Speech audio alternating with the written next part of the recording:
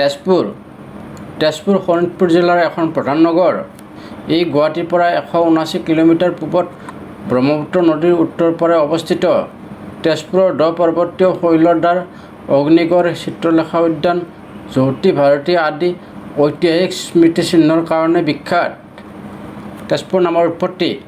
তেজপুৰ নামটো ঐতিহাসিক কাহিনী এনেধৰণৰ: এসময়ত তেজপুৰত বান নামৰ এজন শিৱভক্ত অসুৰ ৰজাই ৰাজত্ব কৰিছিল। বান বা বানাসুৰ হিন্দু কিংবদন্তি মতে এজন সহস্ৰ বাহু থকা অসুৰ ৰজা আৰু তেওঁ বলিৰ পুত্ৰ আছিল। শোণিতপুৰ বৰ্তমান তেজপুৰক ৰাজধানী কৰি বানাসুৰে মধ্য অসম ৰাজত্ব কৰিছিল বুলি বিশ্বাস কৰা হয়। পৌৰাণিক কাহিনী অনুসৰি বানাসুৰ এজন কিৰাত ৰজা আছিল। আনহাতে হিমাচলৰ লোককথা মতে তেওঁ শোণিতপুৰত বৰ্তমানৰ হিমাচল প্ৰদেশৰ চাৰহন ৰজা আছিল। প্ৰতাপী অসুৰ ৰজা বানাসুৰে এখন ডাঙৰ ৰাজ্য শাসন কৰিছিল। বিষ্ণু কথা মতে বিশ্বকৰ্মাই প্ৰদান কৰা ৰাসলিংগক তেওঁ পূজা কৰিছিল। শিৱই তাণ্ডৱ নৃত্য কৰিলে ভক্তবানে তেওঁৰ সহস্ৰ বাহুৰে মৃদংগ বজাইছিল। বানৰ ভক্তিৰ সন্তুষ্ট হৈ শিৱই তেওঁক বৰ দিয়ে আৰু বানক ৰক্ষা কৰিব বুলি প্ৰতিশ্ৰুতি দিয়ে। সময়ৰ লগে লগে বান নিষ্ঠুৰ আৰু দাম্ভিক হৈ উঠে।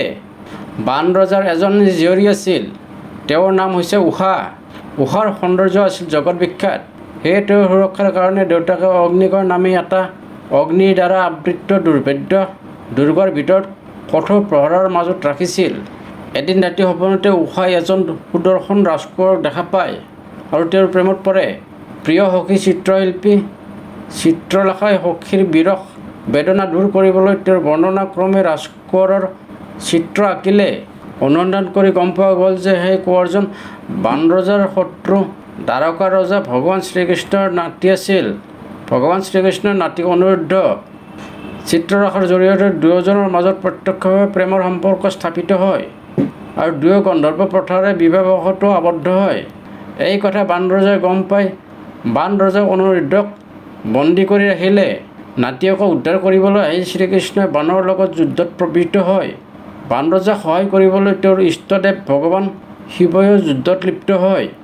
কৃষ্ণসেনা আৰু সমানে শক্তিশালী শিৱসেনাৰ মাজত হোৱা এই অভূতপূৰ্ব ভয়ংকৰ যুদ্ধ দেখি ত্ৰিভুৱন ত্ৰস্তমান হৈ পৰে। অৱশেষত যুদ্ধৰ প্ৰাবল্য সৃষ্টি নোহোৱাৰ উপক্ৰম দেখি বিশ্বৰ সকলো ঋষি মুনি আৰু দেৱগণৰ কাতৰ উপাসনাত দুয়োজন দেৱতা ক্ষান্ত হয় আৰু যুদ্ধ সম্পৰণ কৰে। বান ৰজাই নিজৰ ভুল উপলব্ধি কৰি উষাক অনিৰুদ্ধলৈ বিয়া দিয়ে। লোককথা মতে হৰিহৰ যুদ্ধ মানে হ'ল হৰি মানে হ'ল কৃষ্ণ আৰু হৰ মানে হ'ল শিৱ বুলি জনাজাত। দুই প্ৰবল প্ৰতাপী দেৱতাৰ এই ৰক্তক্ষয়ী যুদ্ধত ইমানে মানুহৰ মৃত্যু হৈছিল যে যুদ্ধক্ষেত্ৰত হেনো তেজৰ ঢল যেন হৈ উঠিছিল। সেয়ে কালক্ৰমত এই স্থান তেজপুৰ নামেৰে পৰিচিত হৈ পৰে। এয়া আছিল তেজপুৰ নামৰ উৎপত্তিৰ ৰহস্য।